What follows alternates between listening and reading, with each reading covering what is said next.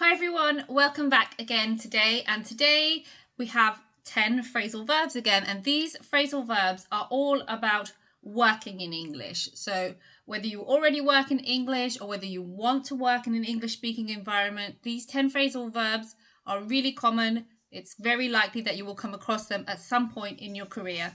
So the first phrasal verb that I have for you today is to get on to somebody. There are a few phrasal verbs with get today, I'll tell you now. But this one is to get on to somebody.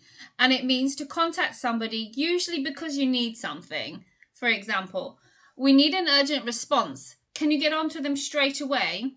There's a problem with the server. I'll get on to the IT department right now. So to get on to somebody means to contact somebody. It's usually by phone because of the relative urgency that's typically associated with this phrasal verb. Okay, so to get on to somebody. Okay, number 2, still with get, we're going to change this a little bit and it's going to be get through to somebody. And this means to make contact with someone by phone, not necessarily because you need something like in the previous phrasal verb to get on to somebody. This is simply to make contact with someone by phone. I've been calling all morning, but I can't get through to her, yeah? So I'm unable to connect by phone. Have you managed to get through to the client yet? Have you managed to get through to the client yet? So have you managed to make contact with them, to speak to them by phone? The third phrasal verb you might have already seen in the 1 minute phrasal verb series. If you haven't seen the 1 minute phrasal verb series yet, I'll put a link in the description box below so that you can check that out. It's definitely worth a look. And this one is to put off. Now, to put off means to postpone. It does have another meaning which you can find in the 1 minute phrasal verb series, but this is the use that you're going to see in a work environment, okay, to postpone. So, would you mind if we put off the meeting until next week? I had to put off taking my annual leave because an urgent project came up at work. Seeing as we have just looked at put off, I definitely think we should take a look at call off as well. And unlike put off, which means postpone, call off means to cancel. So the training course has been called off because they didn't get the minimum number of participants. I've managed to figure out, do you remember figure out? I've managed to figure out the issue so we can call off our meeting this afternoon. Yeah, it's not necessary, so we can cancel it. The fifth phrasal verb is to look into, and to look into means to investigate or to examine a situation or problem. So they are looking into opening a new branch in Birmingham. Yeah, so they're examining the situation, they're investigating it, trying to find out more information about the possibility of opening a new branch. And the second example, I'm afraid I don't know the answer. I'll look into it for you. Yeah, so I'll investigate, I'll find out more about the problem for you. So after that last example, if you wanted to say a little bit more and you wanted to say you'll make contact with that person after you've looked into it, you might say, I'll get back to you. And to get back to somebody means to talk to someone again, often by phone, to give them more information or a response.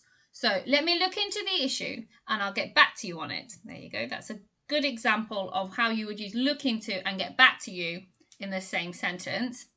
I'm sorry, she's away from her desk right now. I'll ask her to get back to you. So the person that the caller wants to speak to is not currently at their desk.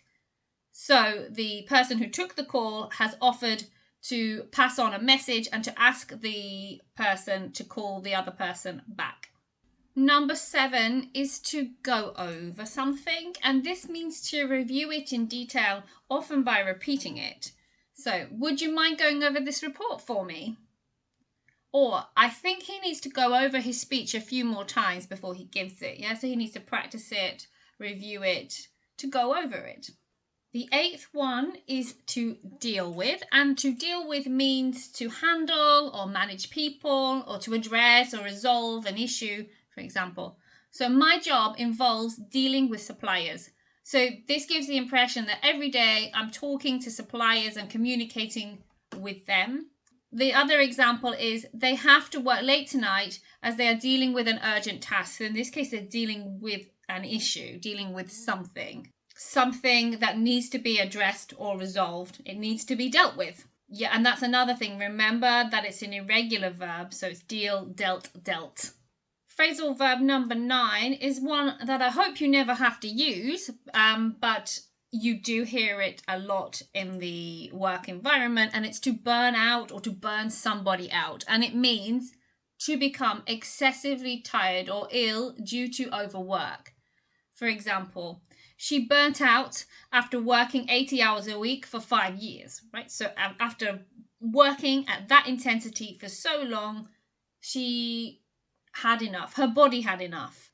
Another example, nobody wants to work there because everyone knows they burn their employees out, right? So in this company, the bosses, the employer, makes everybody work so much that in the end they quit or they go on sick leave or long-term stress or something else because of burnout. It's also a noun, actually, this phrasal verb.